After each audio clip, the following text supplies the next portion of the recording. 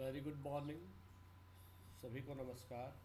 प्रिय छात्रों, पिछले लेक्चर में हमने चर्चा करी थी कि भारत का जो विदेशी व्यापार है उसका वैश्विक आर्थिक परिप्रेक्ष्य में क्या स्थान है। हमने बात करी वैश्विक उत्पादन का व्यापार पर क्या प्रभाव पड़ रहा है। साथ ही हमने बात करी व्यापार में संरक्षणवाद का व्यापार पर किस तरह से विपरीत असर हो रहा है, विकासशील देशों को नुकसान हो रहा है। साथ ही हमने बात करी कि भारत के भुगतान शेष संतुलन की 2017-18, 18-19 में क्या स्थिति रही और भारत में विदेशी निवेश और विदेशी मुद्रा भंडारों की बात। आज हम बात करेंगे देश में सांकेतिक व वास्तविक विनिमय दर पिछले वर्षों में कैसी रही और साथ ही व्यापार की स्थिति किस तरह से प्रभावित हुई है। तो जैसा कि आप जानते हैं कि विनिमय दर से तात्पर्य एक देश की करेंसी का दूसरे देश की करेंसी से जिस अनुपात पर विनिमय होता है, जिस अनुपात पर उन दोनों में आपस में लेन देन होता है, दोनों करेंसीज के बीच, उस दर को एक्सचेंज रेट कहते हैं, विनिमय दर कहते हैं। यहाँ वर्ष 2017-18 के दौरान भारतीय रुपया अमेरिकी डॉलर की तुलना में 63.63 रुपये से 65.08 रुपये के बीच रहा।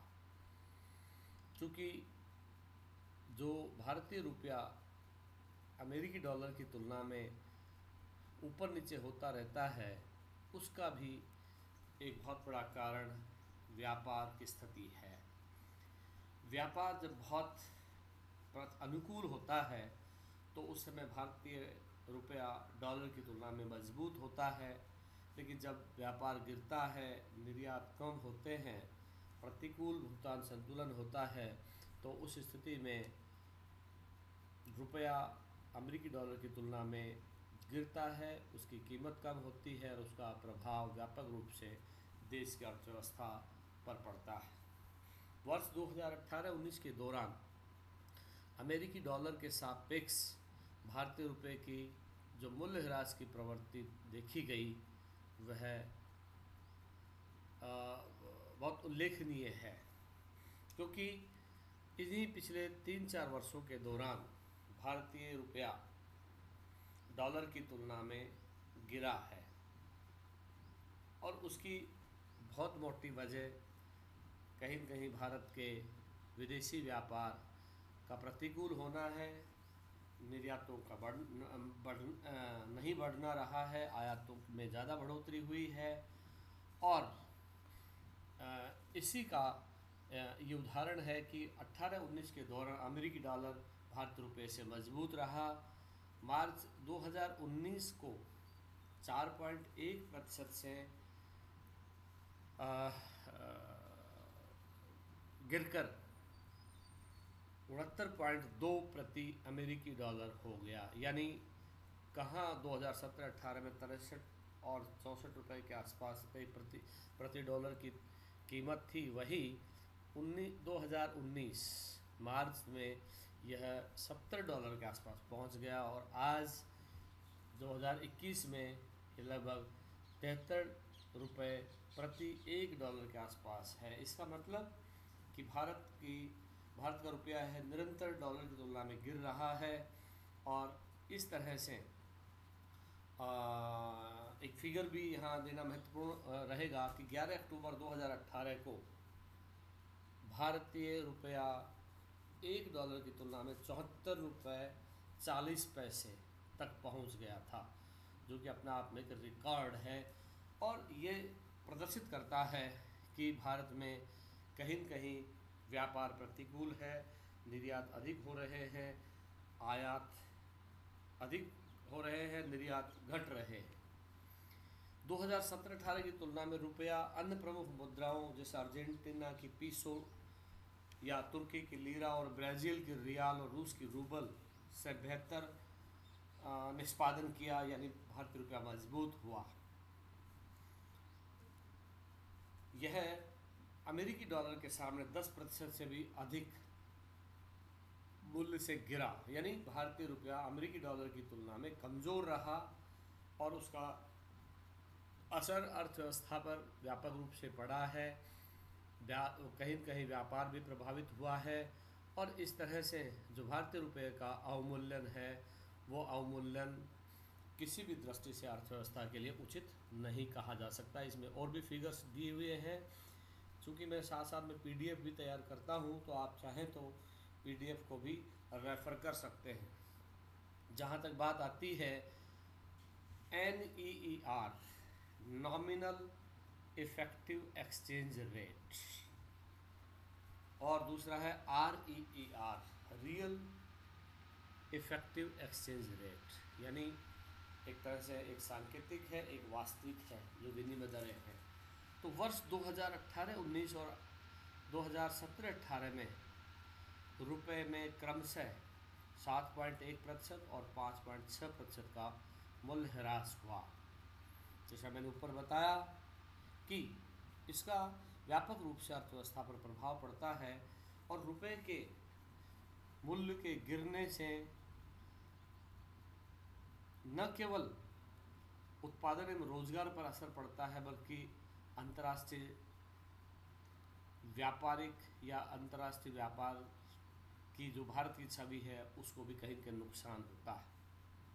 रुपए का गिरना एक तरफ इशारा करता है कि कहीं न कहीं अंतर्राष्ट्रीय स्तर पर कच्चे तेलों की कीमतों में उछाल आया हो, निर्यातकों और बैंकों द्वारा डॉलर का अधिक से अधिक बेचान किया गया हो, या भारतीय शेयर बाजार में अधिक वसूली के कारण निवेशकों के विश्वास में कमी के चलते अधिक लिवाली होती है, अधिक बेचान होता है।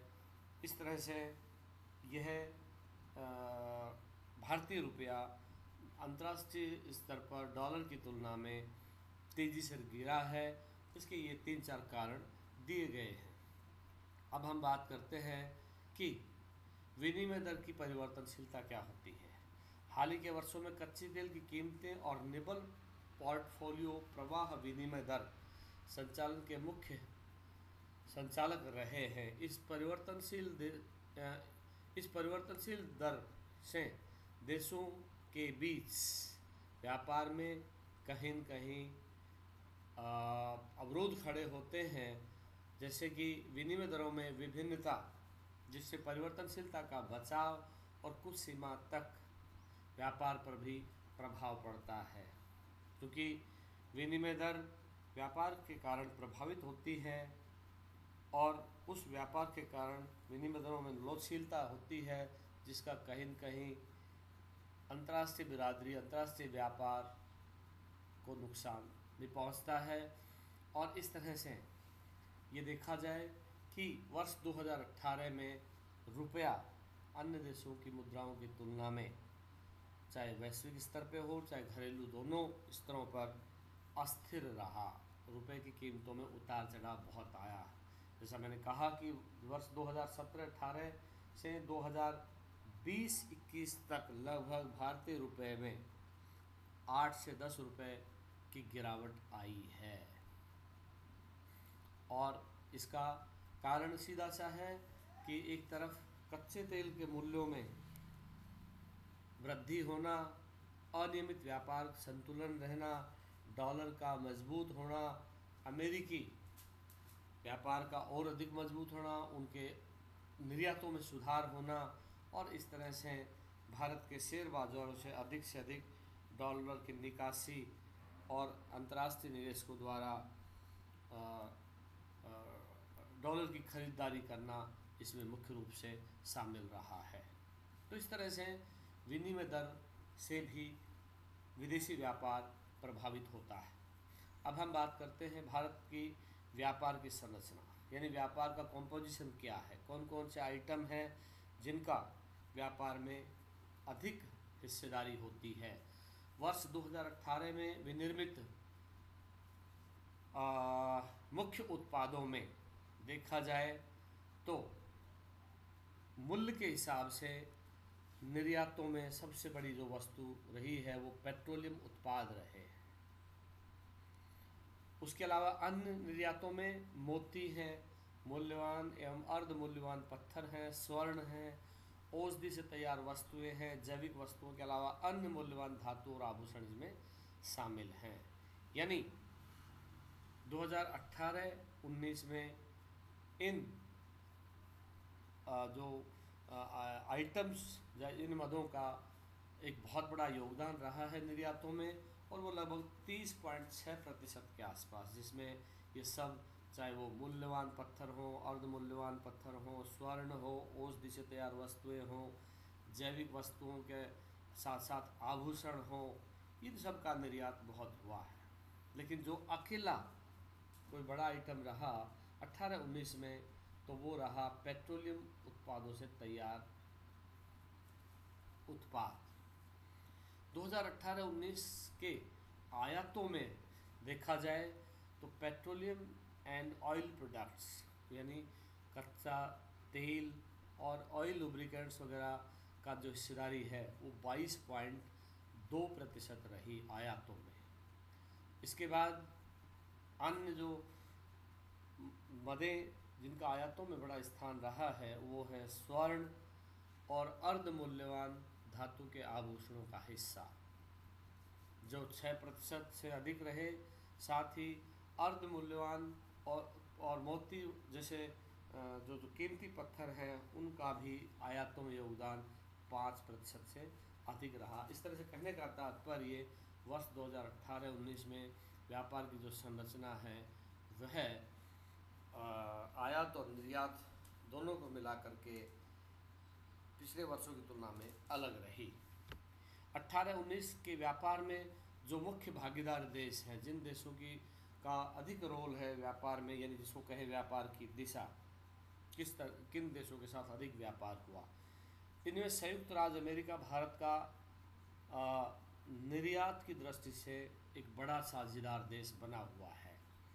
2018-19 में भारत के निर्यातों का लगभग 16% हिस्सा अमेरिका को किया गया। यानी हमारा जो सबसे बड़ा निर्यात का साझेदार देश है वो अमेरिका। इसके बाद संयुक्त राज्य अमीरात, चीन व हांगकांग जैसे देश आते हैं। यद्यपि 2018-19 में नीदरलैंड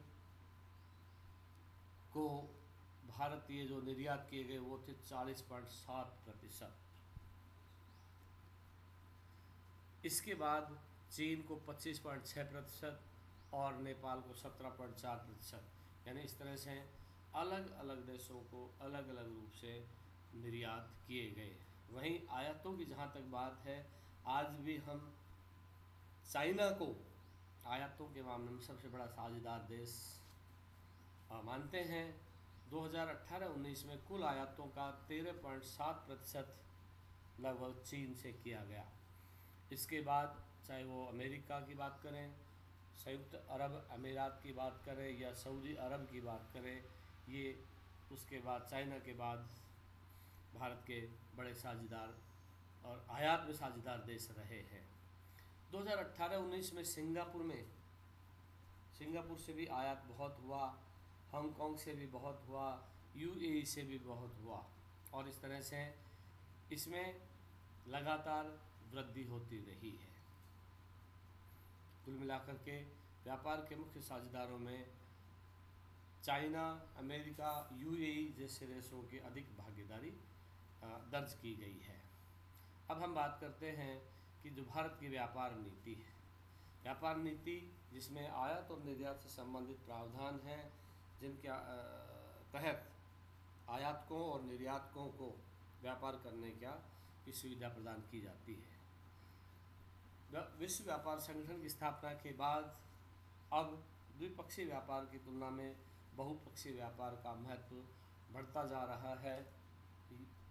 पहले भारत कुछ क्षेत्रीय देशों के जो समूह बने हुए थे उनके साथ द्विपक्षीय व्यापार करता था, लेकिन अब बहुपक्षीय व्यापार के तहत वह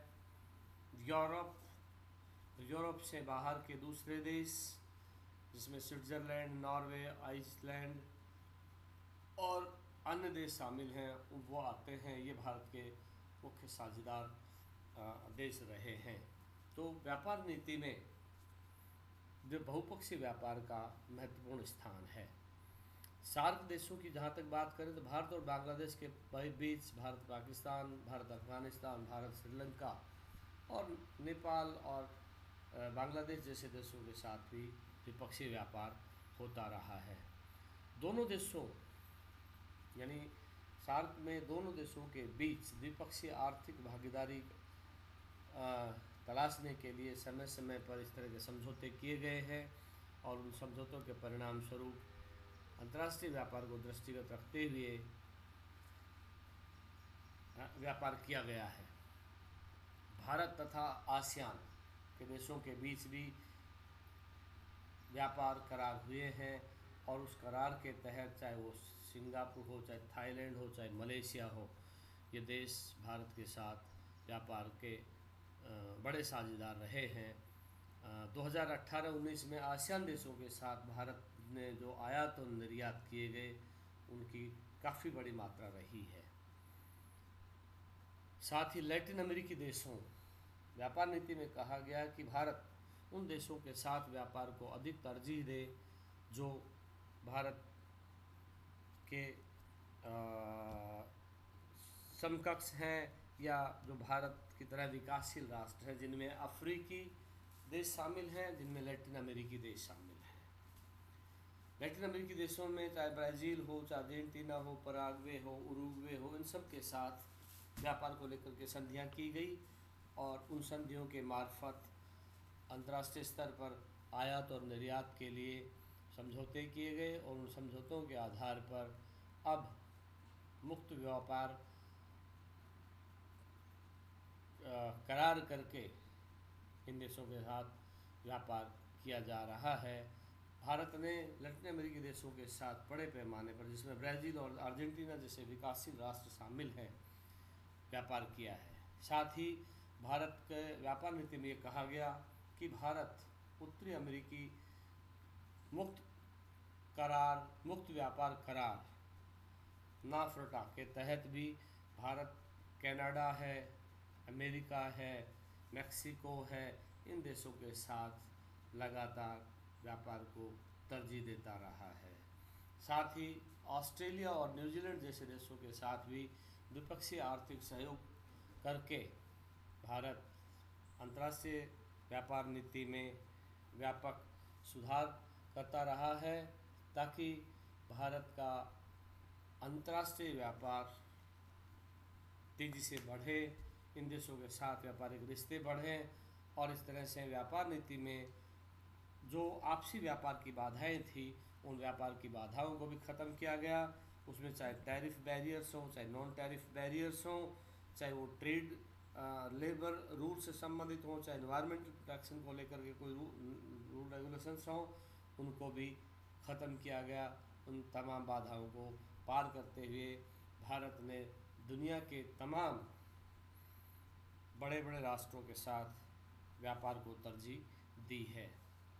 जहाँ तक व्यापार सुगमता की बात है, भारत ने अप्रैल 2016 में व्यापार सुगमता संबंधी WTO करार की पुष्टि की थी ताकि WTO के तहत रहकर भारत अंतर्राष्ट्रीय स्तर पर व्यापार को बढ़ावा दे सके और इसके तहत यह व्यवस्था की गई कि भारत आयात और निर्यातों की ऊंची लागतों को कम करने के लिए विभिन्न देशों के साथ मिलकर के उन ट्रेड बाधाओं को, व्यापार बाधाओं को दूर करे और उसके तहत जो देशों के बीच जो करार किए जाने थे उन करारों पर भी काम किया गया।